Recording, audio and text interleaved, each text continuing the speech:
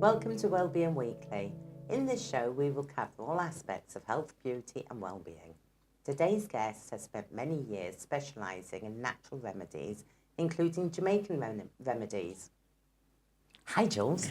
Hi, thanks for inviting me here to talk about something I'm passionate about. Absolute pleasure. Every time we get together, we end up talking about natural remedies, what our nan's done, what our mum's done. We just seem to talk and talk and talk. It does seem to be lost today, some of those, what they call old wives' tales. Yeah. I can remember when my kids were babies, I used Fuller's Earth. I don't even know whether you can get Fuller's Earth today. Yeah, we used to use it for facials. Yes, if someone had spots across the skin. I do believe they still put it in some makeup. Yeah. And I had an abscess once when I was a kid, and my dad put red poultice on it. Oh, okay. I think it drew it out or something. Oh. I heard of one the other day, which is very strange. Sarah, who works with me, her husband's dad, when he was a little boy, he had a big boil on the back of his neck. Yeah. And his dad took him out to this farmland, and he waited for a fresh cow pat, and he got the cow pat. It had to be fresh. And he got the cow pat, and he put it on the back of his neck in a muslin, and he had to sleep in it. Oh my God. But in the morning, every single bit of that boil had gone. I think it's probably works on the same way as the red poultice. The heat draws stuff out. And I don't think he ever wanted another boil. I don't think that's one I would practice. I've got to say, the stuff that I'm interested in, it's generally what I use myself. Yeah. May not work for everyone, works for me, works for my husband and some family and what have you. Which is? Well, I've bought some, I know that you love this. My favourite. I've bought along some aloe vera, but I thought I'd bring along the leaf so that people could see it and then have a little look at what's inside and what is medicinal. Mm-hmm. A lot of people confuse aloe vera with, the red poker. They've got these spines, but the red poker is more thin and everything else. I think there's only about 5 or 6 aloe vera that actually come from the lily family that are medicinal. That's right, yes. Yeah, the rest of them aren't. Aloe barbadian is the best. Yeah. And you can tell, one, they're quite fleshy, and two, they've generally got these little white spots on. Yeah. What I would say, though, some people find this very, very bitter.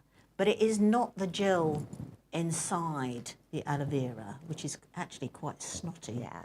Very good for your skin. Very good for your skin. It will soap up if you use it on your hair. Yes, I use it in the soap that I make.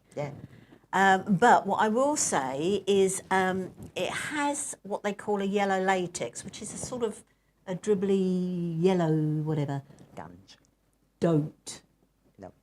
It's very bitter, but it is a very, very powerful laxative. We was actually talking about that, and I've never known anyone to be allergic to aloe vera other than my dad. Mm-hmm. But, as you said, it was probably the yellow latex. Yeah, not the actual aloe vera. And they're very easy to peel. What you do is you cut down there with a sharp knife, either side.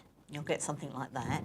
And then a little tip, if you get a spoon, push it in. As you push in, I don't know whether you can see that on camera. Yes, you can. It will just take it back. And then you can take a spoonful and you'll see it's quite a clear, goopy. Can you see that? That goopy. Yes. That's quite a goopy whatever. Now you can use that on your face, you can use it on scars, you can, if you've got any digestive issues. Mosquito bites. Eat it. Oh, you can eat it. No toast. Yeah. No. Yeah. But if you have the yellow bit with it, there is a taste, isn't there? Oh, it's very, very bitter. Very bitter. Yeah. Do you want some? And why not? Why not? You haven't got any diseases, have you? If I had, aloe vera will cure it. Let me see it. Yeah. There we go. There we go. I've got a Nice little bit. goopy bit. Are you ready? Are you ready? Oh, God. No real taste, is there? No. No, it's absolutely beautiful. Now, the other thing I've just discovered, although like yourself, I've used aloe vera for many, many years. Burns, Fantastic. even the fire brigade. My son is a firefighter. Yeah. They have aloe vera impregnated in their bandages. It's their go-to thing for burns. Yeah. Have you ever burnt yourself? No, but my son, when he was a baby, was in a caravan on holiday. We didn't live in a caravan. We're not gypsies. Anyway, yes, so he got hold of a hot black coffee with sugar in and poured it over himself. And we put aloe vera on, took him straight to hospital, and we kept using aloe vera, and he didn't even have a scar. No, it doesn't scar at all. No. I mean, I've used it. Have you ever taken a tray out of the oven? Oh, yes. And the cloth's not there, and it burns those fingers. That's usually what men do. Yeah. Yeah. Well, like you, we've travelled and lived in a motorhome for many years, but I always took an aloe vera with me. I did that one Christmas, rushed out, put it on. Yeah. No blistering, no scar. No. I won't say instant pain relief. No. You know, a few minutes of pain, but no scarring whatsoever. No. And another thing it is absolutely fantastic for, and this is how I learned about it. I was 15, living in Mallorca, and I have actually said about this before, so apologies if you've heard me before. I was living in Mallorca, I got bitten to death by mosquitoes, and a young Mallorcan boy went to an aloe vera plant, ripped it off, gave it to me, and I put it on the bites, and they literally, within no time, they had gone. Yeah, absolutely brilliant. Yeah, best thing. Well, I've just discovered, because I'm still discovering, that it helps with your insulin when you are diabetic, type 2 diabetic. I'm type 2 diabetic. So I've actually been taking cinnamon and cloves because I manage my diabetes naturally. Right. So I'm going to be giving that a go because I don't actually say to people, here, try that, unless I've used it myself. Yeah. No, I just think it is absolutely... I've used it on my teeth, I've used it on my hair, used it on absolutely everything, and I just think it is the go-to thing. One of nature's marvellous things. Yeah, definitely. Now, I don't know whether you know one of the other things that's quite helpful. I'm sure you've used these in cooking. Toothache. These are cloves. Yeah, they come from the flower of the clove plant. These are absolutely marvellous. Antifungal, antiviral, antibacterial. You only have to chew a couple a day. I think most people know that you can chew a clove if you've got toothache or bad breath, maybe. Yeah. I didn't know bad breath, but definitely toothache. Smell. Yeah. Goes much further than that. It helps support the liver. Right. It helps cleanse the blood. Right.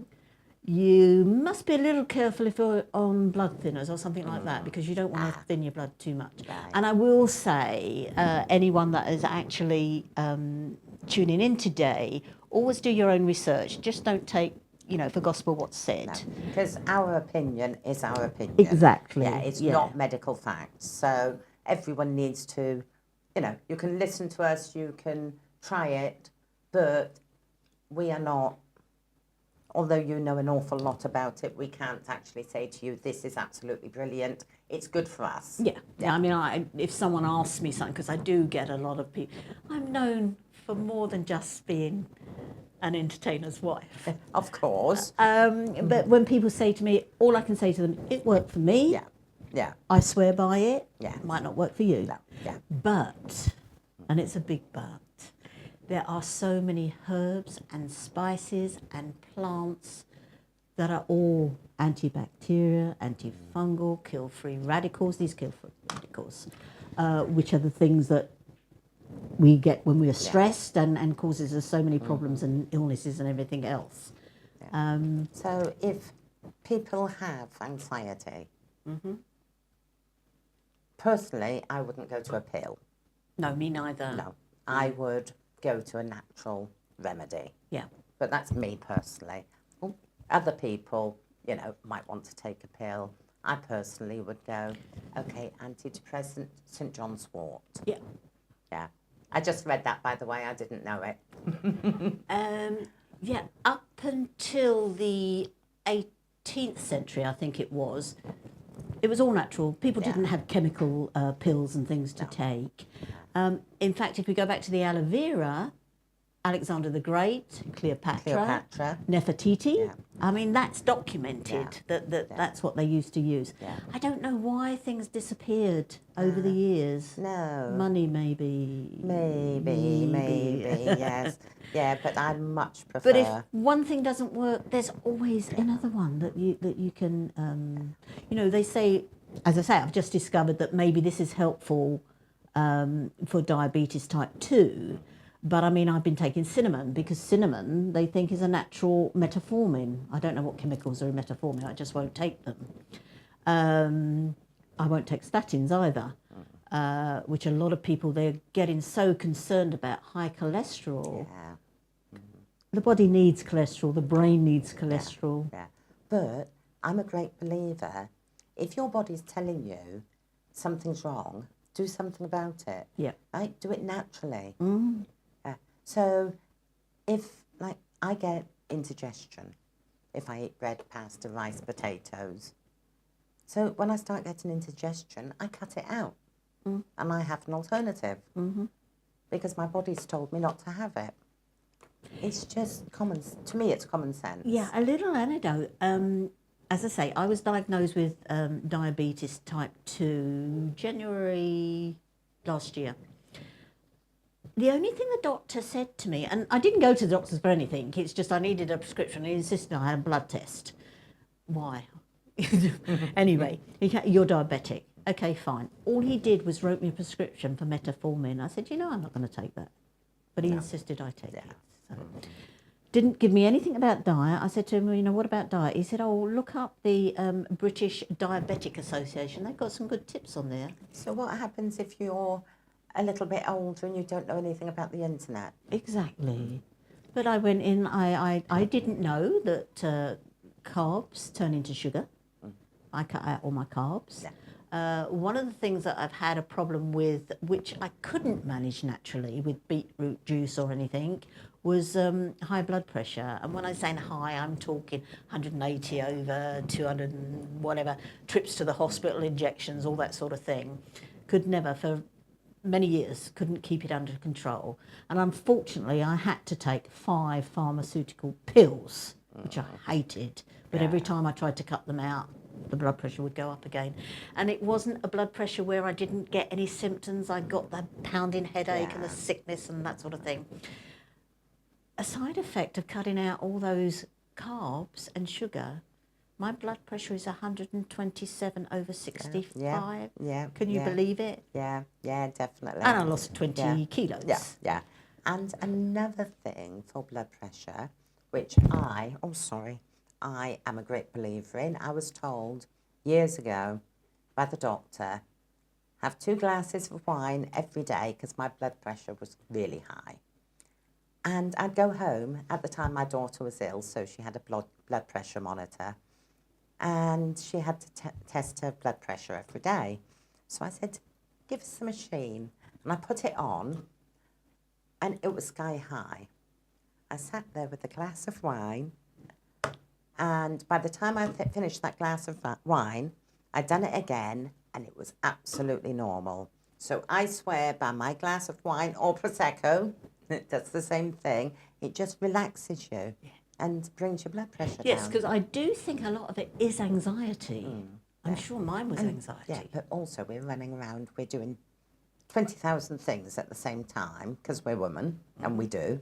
And you're sort of going a lot quicker than our bodies can actually cope with. So although we don't even know we're stressed, and we are. So as soon as we sit down, just have something Relax, to chill. relax you, chill, and yeah.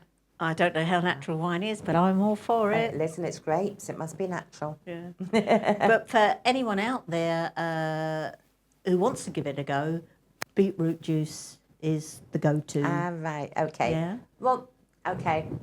Wine or beetroot? I'll go for the wine, you can go for the beetroot. And on that note, my dear, I'm afraid once again we're out of time. We always are. But Jules has agreed to come back again with more stories for us because we've got so much to cover. Yeah. We've covered 2 things, and there are so many things that we really are passionate about and would like to cover. So thank you very much for coming in, and I'm really looking forward to the next one. Well, thank you for allowing me to share my passion with you. Thank you. And you. And thank you all for watching, and again to Jules, and we will see you very soon. Bye-bye for now.